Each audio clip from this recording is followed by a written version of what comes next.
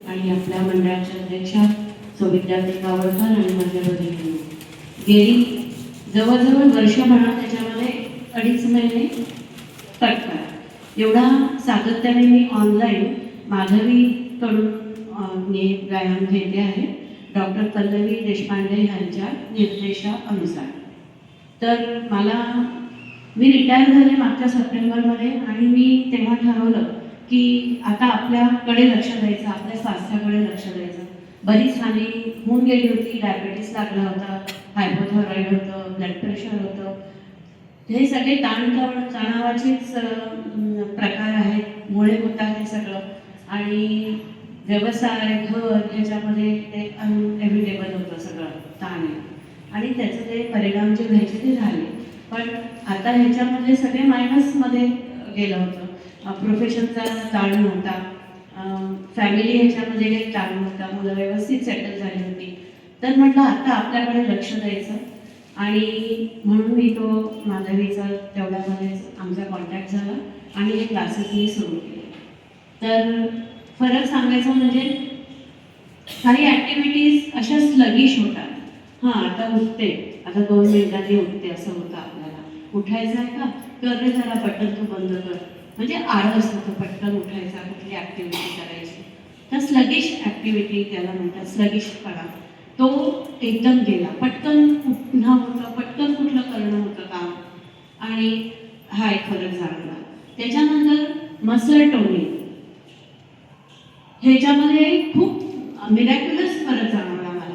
सगळ्या मसल्स ज्या आहेत आपल्या पायापासून हातापासून मानेपर्यंत पोटाच्या सगळं ते चांगल्या टोनअप झाल्या आणि आपल्याला कुठली मुवमेंट करायला काही दुखलं नाही. मुख्य म्हणजे किती आता 1-2 महिन्यापूर्वी लंडनला गेलो होतो, तिथे तर कुठेही चाला माझ्या घरापासून तर जलनाकाच्याही पुढपर्यंत तुम्हाला इतकं मिनिमम चालावंच लागतं. कुठे रिक्षा मिळत नाही, कुठे तुम्हाला टॅक्सी मिळत नाही, तर तुम्हाला चालणं हेच असतं आणि भरपूर चालावं लागतं आणि घरातही काम करावं लागतं. सून जायची नोकरीला, मुलगाही निघून जायचा. आम्ही आमचं सगळं स्वयंपाक करून, तिचाही स्वयंपाक त्या उघांचा करून भरपूर फिरलो. रोज 4-5 किलोमीटर एवढं फिरणं होतं, पण कुठेही थकवा जाणवला नाही. त्याच्यानंतर म्हणजे हा थकवायचा नाही, मसल टोन तर चांगलं, पाय दुख, कंबर दुख, मान दुख हे झालं नाही. तर आणि फ्रेश वाटतं. किती सकाळ दुपारी नाही तर असं व्हायचं की झोपू दे मला थोडंसं, नाही ते राहिलं नाही. दिवसभर फ्रेश वाटत होतं. पण असं करता करता एक तर मला डायबिटीस आहे, त्याच्यामुळे मला एकदा मागे सांगितलं होतं की काचेच्या बर्णी साखरेचा पाक आहे, त्याच्यात तुम्ही फोड टाकली तर ती कशी होते, कडक होते ना. तसंच डायबेटिक लोकांचं होतं. फ्रोझन शोल्डर होतं, म्हणजे शुगर समजा वाढली असेल तर कदाचित ते एका कारणाने मला 1-2 महिन्यापूर्वी फ्रोझन शोल्डरचा त्रास सुरू झाला. तर त्याची आता मी ट्रीटमेंट फिजिओ एक्झरसाइजेस डॉक्टर पल्लवींच्या निर्देशनाखाली माधवी मॅडम माझे घेते आहे आणि मला पुष्कळ त्याच्यामध्ये रिलीफ आलेला आहे. माझा पुष्कळ हात आता वर जातो, असा जातो, आधी जायचा नाही, आता पुष्कळ जातं. आणि आज त्यांनी मला काही करेक्शन्स केले, काही व्यायाम दिले डॉक्टर पल्लवींनी. त्यांनी तर मला त्यांचं नाव जे मॅजिक पडलेलं आहे तर खरोखर मॅजिकल रिलीफ मला मिळाला. तर अशा सगळ्या ह्यानी मला खूप फायदा झाला आणि वजन कमी झालं माझं. हात पाय डायबेटिक लोकांच्या पुन्हा मसल वेस्टिंग होतं, प्रोटीन कमी झालं असेल त्यांनी पण होऊ शकतं.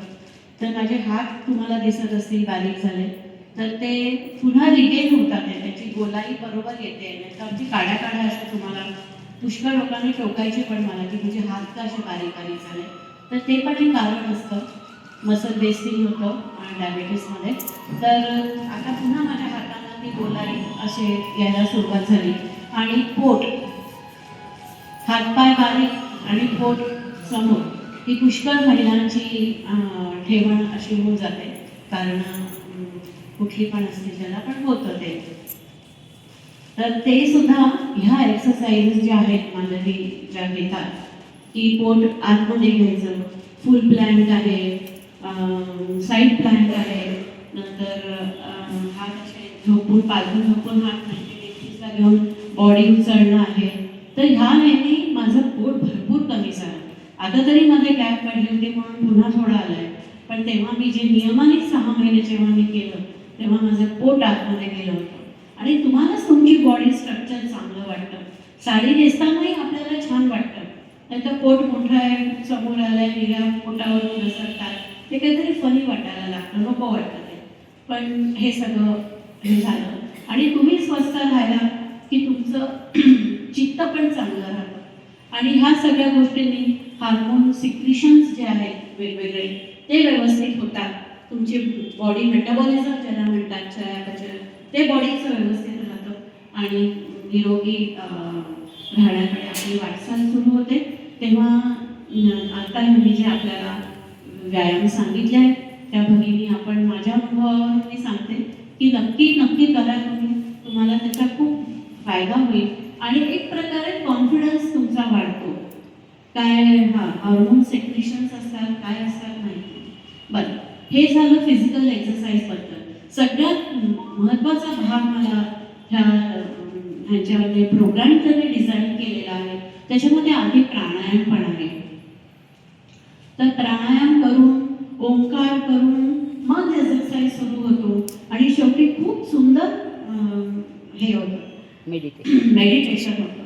मेडिटेशनचे पण खूप छान इन्स्ट्रक्शन्स आहेत मेडिटेशनचे, जे आपल्याला मेडिटेशन करायला गेलं की आपल्या सगळ्यांचा अनुभव असेल की असंख्य विचार आपल्या मनामध्ये येतात आणि ते मेडिटेशनपासून म्हणजे माझं स्वतःचं असं झालं होतं की किती विचार येतात, ते जाऊ दे बाबा, ते मेडिटेशन नको, किती सगळे गर्दी करतात विचार. पण असं जेव्हा आपल्याकडून कोणी करून घेतं तेव्हा आपण अलर्ट राहतो, प्रयत्नपूर्वक आपण ते करायला जातो. तर मला त्याच्यातला हे 2 भाग खूप आवडले मला मेडिटेशनचे. आणि त्याच्यामध्ये अजून कॅसेट पण ऐकायला सांगतात की ज्याच्यामध्ये आपली पॉझिटिव्हिटी राहील. आणि आता पण डॉक्टर पल्लवींनी घेतलं की निगेटिव्ह थॉट्स. मी माधवीला नेहमी म्हणायचे का गं निगेटिव्ह थॉट्स येतात माझ्या मनामध्ये. तर काय मुलं दोघी बाहेर आहेत, परदेशात आहेत, खूप आहे, लांब आहे, ते येऊ पण शकणार नाही आपण त्यांनी हाक मारली तर. आणि माझे दोन्ही मुलं खूप दूर आहेत, त्याच्या माझ्यापेक्षा माझ्या इतर लोकांना त्याची खूप काळजी वाटायची. अगो दोघंही नाही का गं इथे, बापरे. मी म्हटलं बापरे, तेव्हा मलाही वाटायचं की खरंच आपण म्हणजे असह्य कधी कधी वाटायचं. आणि माणूस आहे ना, कितीही तुम्ही काही केलं तरी हे विचार येतातच. हे एक मी नमुना दाखल तुम्हाला गोष्ट सांगितली.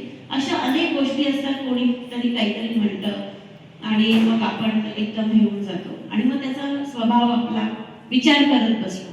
तर ह्या चक्रातून मात्र मी निश्चितपणे मी तुम्हाला सांगते 85% बाहेर पडले. म्हणजे मी इतकी वैतागली होते की मी माधवीला म्हणते की माझे निगेटिव्ह थॉट्स येतात मला. तर ते तिने सांगितलं नियमन, तू हे मेडिटेशन कर. एक भावना योग म्हणून पण हे आहे, महाराज आहेत ते, त्याचं आम्ही ऐकतो. त्यांनी सुद्धा पण फार प्रयत्न, खूप छान फरक पडला. शेअर करा ना तुम्ही तो सगळ्यांसाठी. हो नक्की नक्की, भावना शुअर योग शुअर शुअर. तर शेअर करते का तुम्ही पण त्याचं ऐकत राहा. आणि ह्या सगळ्या गोष्टी आपल्याला खूप सहाय्यभूत ठरतात.